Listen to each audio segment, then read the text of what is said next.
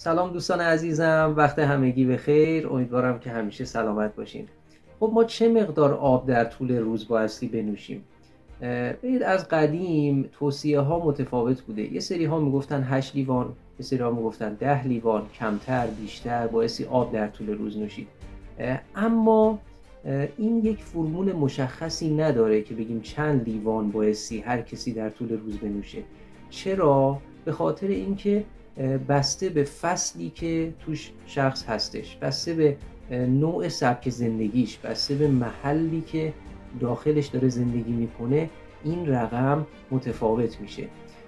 مثلا شخصی که تو فصل تابستون تو شهرهای جنوبی کشور ما هست، تعریقش خیلی بیشتره و خیلی بیشتر بایستی آب بنوشه به نسبت کسی که مثلا در فصل زمستون در همون منطقه یا در مناطق سردسیری کشور باشه.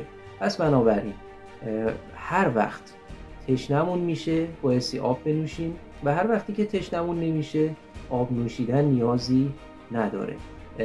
بدن خودش با استفاده از یک سنسور طبیعی به اسم تشنگی به ما اعلام میکنه که اون لحظه نیاز به آب داره بدن یا خیر.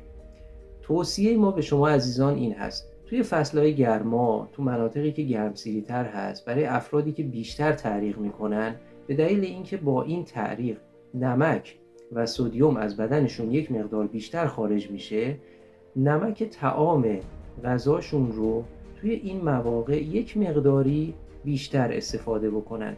و نکته مهمتر این که این نمک حتما نمک دریا یا پودر سنگ نمک باشه.